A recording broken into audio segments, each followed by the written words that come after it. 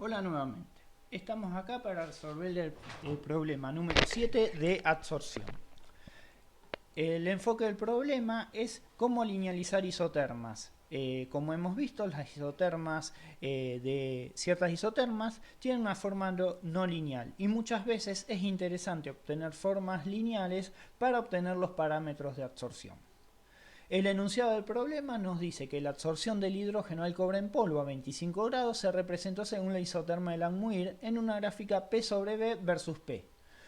Se obtuvo una recta con ordenado del origen de 6,24 por 10 a la menos 3 atmósfera gramos por centímetro cúbico y una pendiente de 1,76 gramos por centímetro. El ítem A nos pide que indiquemos qué tipo de absorción verifica el proceso. El ítem B, que calculemos el valor de la constante de equilibrio de absorción del hidrógeno al cobre en polvo a 25 grados y el volumen máximo de hidrógeno absorbido, este sería el parámetro A.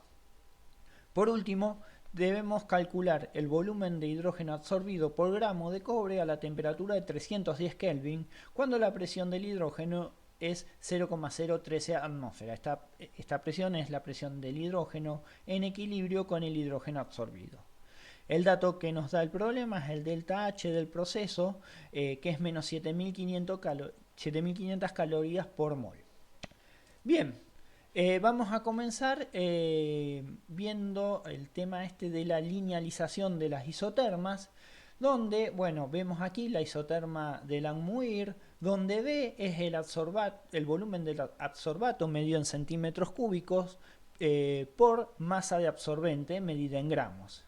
Esto es igual a A, que es la capacidad máxima de absorción, K, que es la constante de absorción, y P es la presión de absorbato libre en equilibrio con el absorbato absorbido, que se mide en atmósferas, ya que se trata de un gas. Todo esto sobre 1 más Kp. Cuando uno grafica B en función de la presión, lo que obtiene son puntos experimentales que ajustan o no, pero en este caso sí ajustarían a la isoterma de Langmuir, que tiene esta forma no lineal. Bien, pero los datos que tenemos en el problema nos indica que la gráfica que nosotros tenemos no es B en función de P, sino P sobre B en función de P. Entonces vamos a ver cómo logramos esa linealización. ¿Por qué linealizar? Bueno, uno a veces linealiza porque es más fácil el análisis matemático de los parámetros en forma lineal, entonces uno puede comparar con mayor facilidad distintas condiciones de absorción y ver cuándo los parámetros son mejores o no. Entonces, lo que vemos aquí es una gráfica que es 1 sobre B en función de 1 sobre P. Esta gráfica se denomina doble recíproca y este va a ser el punto de partida para obtener la forma lineal que nosotros buscamos, P sobre B versus P. Básicamente la doble recíproca implica pasar lo que está en el denominador al numerador y lo que está en el numerador al denominador, por lo que queda de esta forma, que es 1 sobre B es igual a 1 sobre más Kp sobre A por Kp. Distribuyendo el denominador en ambos términos, nos queda esta forma, donde vemos que podemos, en el segundo término de la derecha, podemos simplificar Kp. Lo que nos va a quedar 1 sobre B es igual a 1 sobre A por Kp, 1 sobre A Kp por 1 sobre P más 1 sobre A, que esto es la forma lineal que estamos observando. ¿Por qué? 1 sobre B es el eje Y, 1 sobre P es el eje X, y se observa que la pendiente, que es 1 sobre, va a ser 1 sobre AKP, y la ordenada al origen va a ser 1 sobre A. Bien, para obtener la forma lineal que nosotros buscamos, debemos multiplicar todos los miembros de la derecha y de la izquierda por P. Lo que nos va a quedar que P sobre B es igual a 1 sobre A por K por P sobre P más 1 sobre A por P. Podemos simplificar los valores de presión y nos va a quedar que P sobre B es igual a 1 sobre A por K más 1 sobre A por P, que evidentemente tiene una forma lineal. El eje Y es P sobre B, el eje X es P. Los datos van a ajustar linealmente, la ordenada al origen va a ser 1 sobre A por K y la pendiente va a ser 1 sobre A. Estos números corresponden a los datos del problema de absorción de hidrógeno en cobre a 25 grados. Bien, lo primero que nos pide el problema es indicar el tipo de absorción que verifica el proceso. Bien, ¿qué puede ser?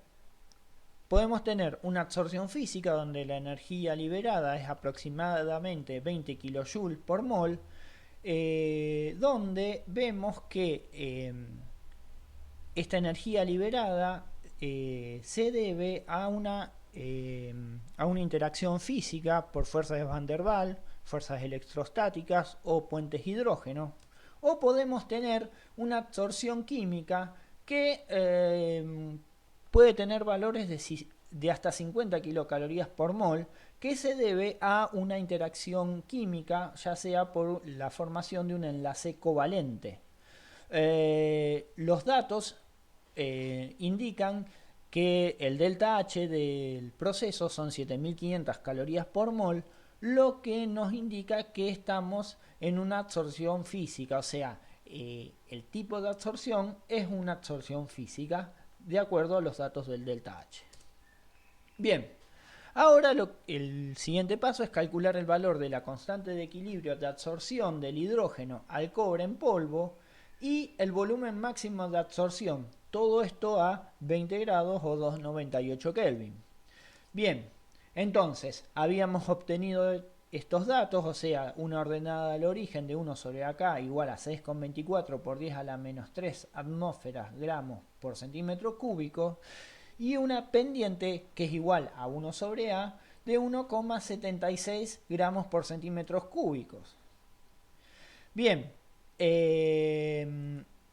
del valor de la pendiente obtenemos el valor de A, o sea, la pendiente es 1 sobre A va a ser 1 sobre M, entonces nos queda que A es 0,57 centímetros cúbicos de hidrógeno por gramo de cobre.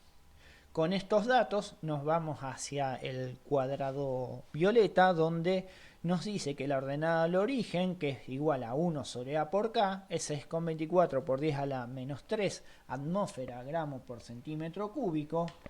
Por lo tanto, K va a ser igual a 1 sobre A por la ordenada al origen.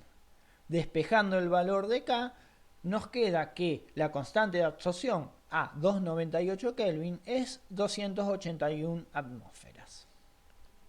Entonces, la isoterma del Langmuir a 298 atmósferas va a tener esta forma, donde va a ser 0,57 centímetros cúbicos sobre gramo por 281, 1 sobre atmósfera por P, sobre 1 sobre 281 atmósfera a la menos 1 por la presión.